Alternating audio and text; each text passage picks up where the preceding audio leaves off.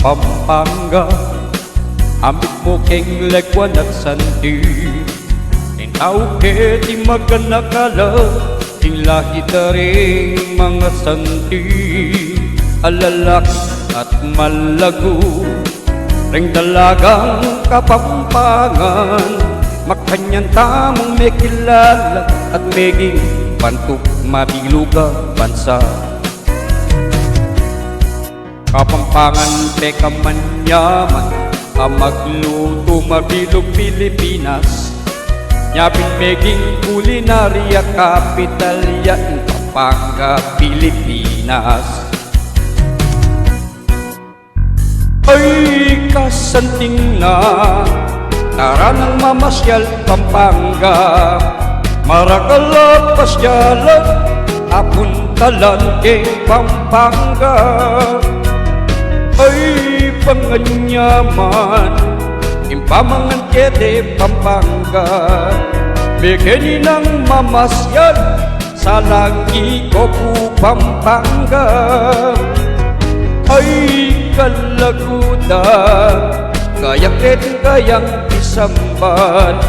Bigyan ng mamasyal, malaos ko po Pampanga. Kari-kari ampong sisi, lechon kawali biringhi, at takalpang mga nyaman. The best lutong pagmaragol, may kilala tamo naman. Ing pamangang exotic food, ang timoreng betute tugag arobong kamaroyang dadayuan da. Balik-balikan dakete, ring turista ing ater balloon. Maleldo, Santa Cruzan at Nyaya, liwang dakalaka fiesta. Ay kasanting na, tara nang mamasyal Pampanga. Marakala pasyalan, apuntalan kay Pampanga. Ay panganyaman, impamangan kete Pampanga. Bigyan ng mamasyal, sa langi ko po Pampanga.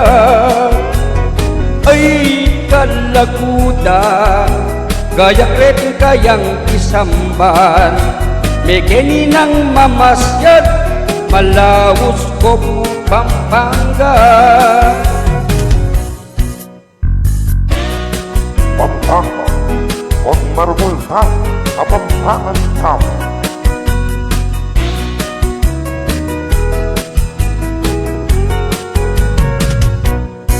Bekasikat a walking street, ing Angeles, Pampanga.